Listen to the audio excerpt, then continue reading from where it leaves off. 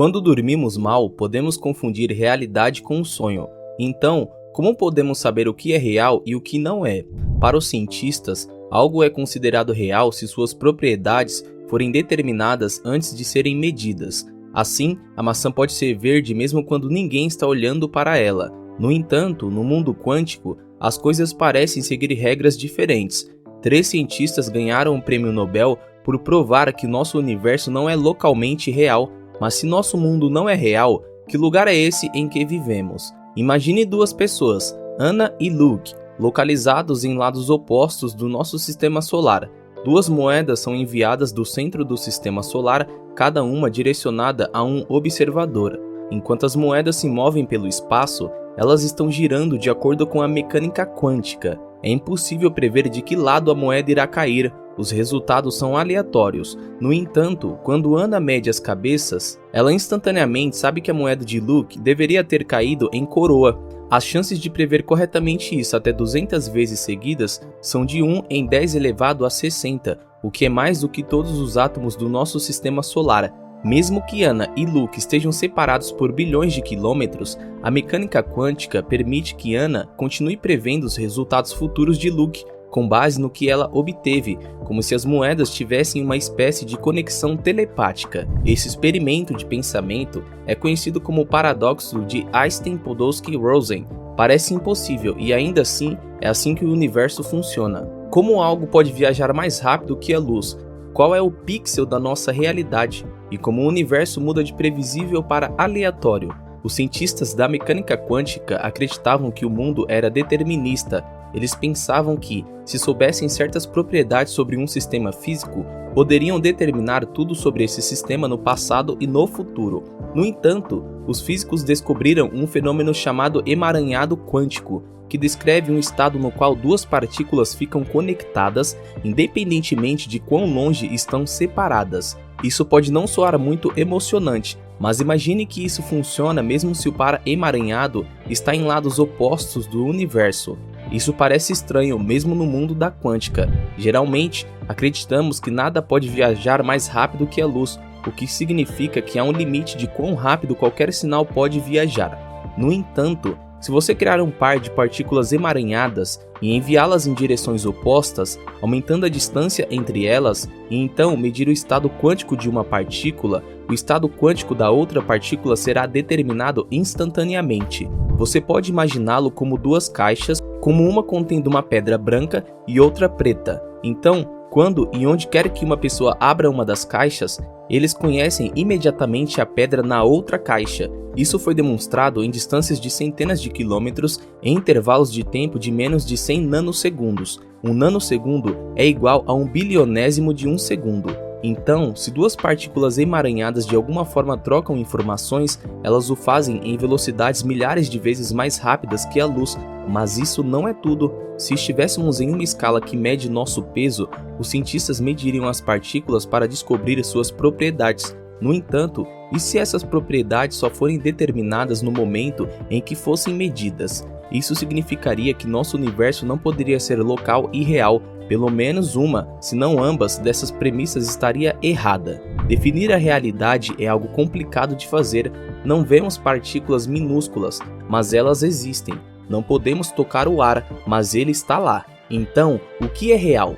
Em física, real significa que objetos sempre têm propriedades definidas, independentemente de estarmos medindo-os ou não. Em outras palavras, se uma árvore cair em uma floresta, ela fará um som, mesmo que não haja ninguém lá para ouvi-lo. E local significa que os objetos só podem ser influenciados pelo ambiente e que essa influência não pode viajar mais rápida que a luz. É importante que nosso mundo seja real porque, como Isaac Newton acreditava, se você conhece as posições e velocidade de todos os ingredientes do nosso mundo e identifica as forças que os influenciam, a física pode prever o que o mundo fará em qualquer momento no futuro. O mundo quântico muitas vezes tem uma natureza indeterminada, mas nem sempre é simplesmente aleatório ou imprevisível. Considere um simples experimento: encher um recipiente com vários átomos radioativos e pesá-lo. Geralmente, pode-se prever quantos átomos permanecerão e quantos vão se decompor. No entanto, não se pode saber com certeza quais átomos sobreviverão ou não. Ou, por exemplo, disparar um número de partículas através de uma fenda dupla estreitamente espaçada. Você pode prever qual padrão de interferência aparecerá na tela atrás da fenda, mas nunca saberá onde cada partícula individual vai pousar, mesmo que sejam disparadas uma de cada vez. Alguns aspectos da física quântica parecem ser completamente aleatórios, mas na verdade não são. Se nos faltar informação suficiente, é difícil prever com precisão. Albert Einstein acreditava que o emaranhado não violava o local realismo, mas sim que a física quântica estava incompleta. Ele pensou que as variáveis conectando essas partículas emaranhadas eventualmente seriam encontradas. Os três cientistas John Clauser, Alan Aspector e Anton Zeilinger compartilharam um prêmio Nobel por provar que essas variáveis ocultas não existem.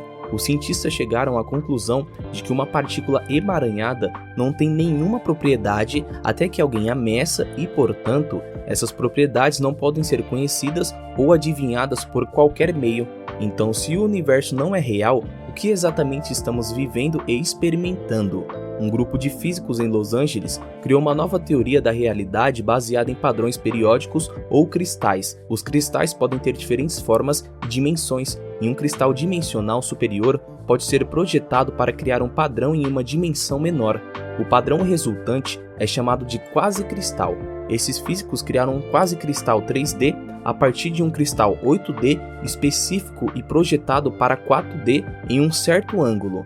Eles acreditam que isso é uma subestrutura de toda a realidade e o alicerce fundamental desse quasi-cristal 3D é chamado de tetraedro, que é um triângulo tridimensional com todos os lados do mesmo comprimento, e esse comprimento é a menor unidade teorizada de comprimento existente, chamado de comprimento de Planck, que é 10 elevado a menos 20 vezes o tamanho de um próton.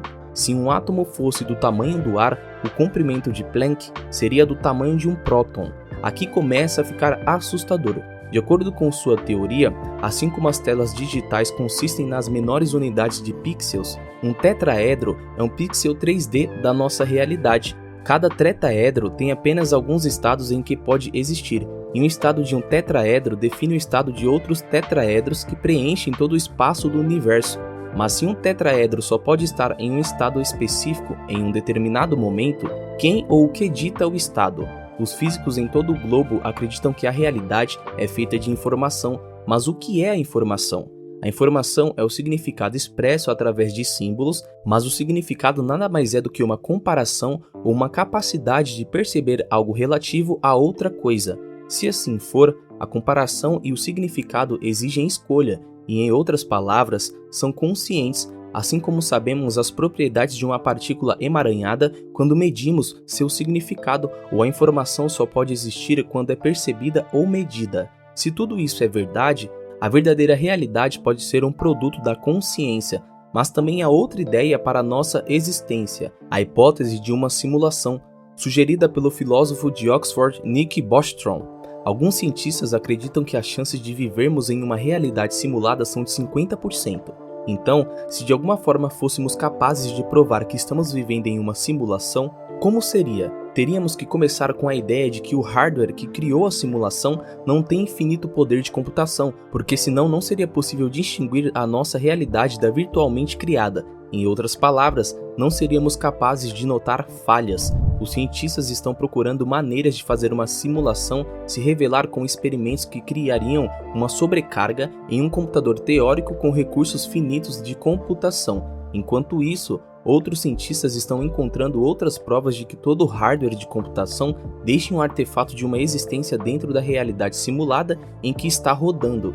Então, deve haver um limite para a velocidade de processamento e operação por uma certa quantidade de tempo. E acontece que temos tal artefato em nosso universo, a velocidade da luz, que permanece a mesma independentemente do observador, tem um limite superior e não pode ser explicada pela física. Então podemos não saber que tipo de computador está executando nossa realidade simulada ou quais propriedades ele tem, mas há uma coisa que podemos dizer com certeza: Se ele executou uma operação por segundo, sua memória teria um tamanho que varia em espaço de aproximadamente 300 mil quilômetros. Talvez tenhamos esse limite de velocidade da luz porque, senão, poderíamos viajar para outra galáxia antes mesmo que o computador pudesse programá-lo, mas não é a única indicação de que podemos estar vivendo dentro de uma simulação. Filmes ou videogames geralmente entram no ponto de vista dos personagens para demonstrar coisas de sua perspectiva. O que vemos na tela e ouvimos dos alto-falantes é a experiência integrada que não serve ao propósito dos personagens, está lá puramente para nosso benefício e, portanto, se aceitarmos a hipótese de simulação como nossa nova realidade, a consciência obtém um propósito claro. É uma interface subjetiva integrada que consiste em 5 sentidos não naturais. Leis, ideias filosóficas ou científicas podem prever o surgimento da consciência e não há uma utilidade clara ou vantagem evolutiva que poderia fornecer.